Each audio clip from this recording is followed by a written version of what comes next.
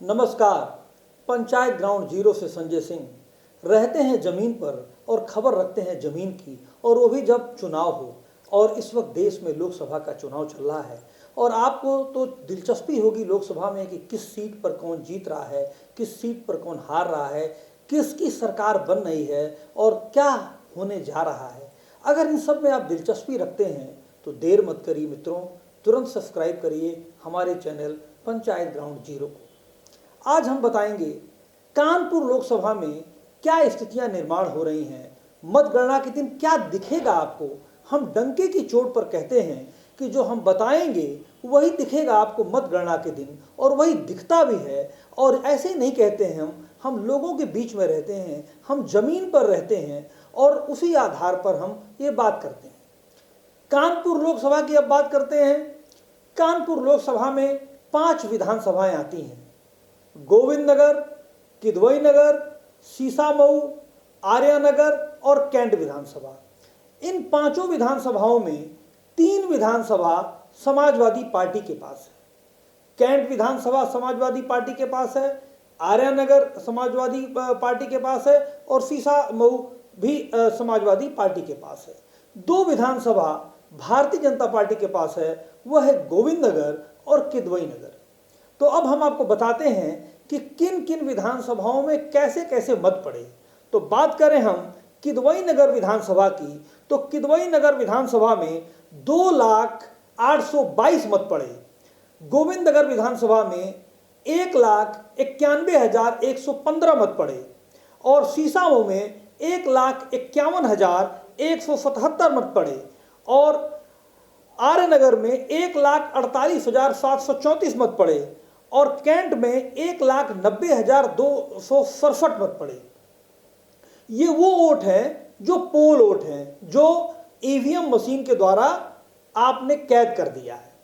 अब हमने अपने अनुमानित, और हमारी जो टीम थी पंचायत ग्राउंड जीरो की, जो जमीन में थी और मतगणना जिस दिन मतदान हो रहा था उस दिन वहां पर भी कानपुर नगर में भी स्थितियां कुछ ऊपर नीचे हो रही थी, खास करके सीसामऊ में, कैंट में और कुछ गोविंद नगर में भी नई स्थितियां निर्माण होती हुई दिखी हैं, जो आपको मतगणना के दिन दिखेगी।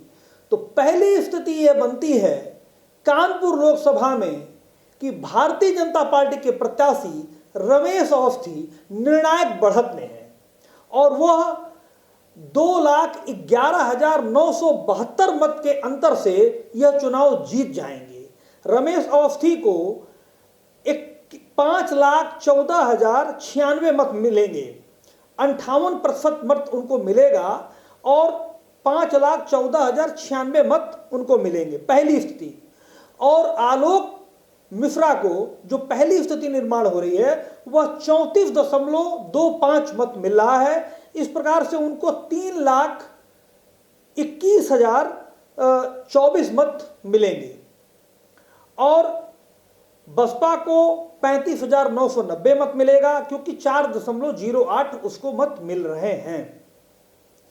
स्थिति 2 का निर्माण होता है तब रमेश अवस्थी को दूसरी स्थिति में 54.04 मत मिलता है और भारतीय जनता पार्टी को फिर वोट जो मिलता है 4,76,694, यह रमेश अवस्थी को मत मिलेगा।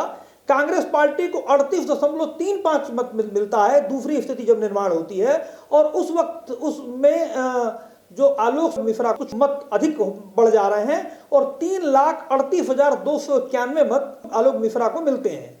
और तब जो जीत होती का अंतर होता है भारतीय जनता पार्टी के प्रत्याशी से और कांग्रेस के प्रत्याशी से, तब 1,38,403 मत का अंतर रहेगा और इतने मतों से भारतीय जनता पार्टी कानपुर की सीट जीतेगी। वह फिगर होगी 1,38,403। नंबर 2 की स्थिति का जब निर्माण होगा। नंबर 3 की स्थिति का जो निर्माण होगा, क्योंकि हम लोगों ने सब कुछ हमारी टीमों ने देखा था, क्योंकि हम तो मतगणना में घूम ही रहे थे, लेकिन हमारी टीम से जो उत्तर आया वहां की जो स्टडी हुई हमारी, उस स्टडी के आधार पर कह रहे हैं। तीसरी स्थिति का निर्माण होगा जो सबसे भाजपा की सबसे खराब स्थिति होगी। 51.28 नोट कर लीजिए। इस मत से नीचे भारतीय जनता पार्टी कानपुर में नहीं जाएगी। ये डंके की चोट पर हम कह रहे हैं, यह डंके की चोट पे कह रहे हैं, इससे नीचे भारतीय जनता पार्टी कानपुर में नहीं जाने वाली। और कांग्रेस पार्टी को बहुत अधिक से अधिक मत मिल जाएगा तो भी 41.02 मत मिलेगा और बसपा को 6.19। लेकिन इस स्थिति का निर्माण होने के चांस बहुत कम हैं। यह भी मैं डंके की चोट पर कह रहा हूं। लेकिन अगर यह स्थिति भी निर्माण होती है तो भारतीय जनता पार्टी के रमेश अवस्थी को 4,52,338 वोट मिलेगा और कांग्रेस को 3,61,843 मत मिलेगा, बसपा को 54,602 मत मिलेगा और तब भारतीय जनता पार्टी का अंतर 90,505 मत का होगा जब स्थिति 3 का निर्माण होगा। लेकिन स्थिति 3 का निर्माण जिसमें कि भारतीय जनता पार्टी की जीत 90,000 की लीड दिख रही है, उसके चांस बिल्कुल कम है, क्योंकि जो वहां पर विधानसभाएं हैं वहां पर आर नगर विधानसभा में और सीसामऊ में और कैंट में कैंट को छोड़ दें तो मत प्रतिशत कम हुआ है। सबसे कम वहां पर आर्य नगर में मत पड़ा है। तो इस लिहाज से देखा जाए कि जो समाजवादी पार्टी की जो सीटें थी उनमें मत प्रतिशत कम पड़ा है। ये बात जरूर है कि सीसामऊ में 54% तक मत मेरे ख्याल से पड़ा है, लेकिन भारतीय जनता पार्टी की ओतप्रोत जो विधानसभा है वो किदवई नगर है, वहाँ 57% वोट पड़ा है। इसलिए तीसरी स्थिति का तो निर्माण नहीं होगा, पहली स्थिति का निर्माण होगा। 2,11,972 को नोट करिए, यह निर्णायक फिगर है। इस अंतर से रमेश अवस्थी भारतीय जनता पार्टी के प्रत्याशी जीत जाएंगे। उनको 5,14,096 मत मिलेगा और आलोक शुक्ला को 3,02,124 मत मिलेगा। और यदि दूसरी स्थिति का निर्माण होता है तब रमेश अवस्थी 1,38,403 मतों से जीतेंगे और तब रमेश अवस्थी को 4,76,694 मत मिलेगा और आलोक मिश्रा को 3,38,291 मत मिलेगा और जीत रमेश अवस्थी के खाते में जाएगी 1,38,403 मत की।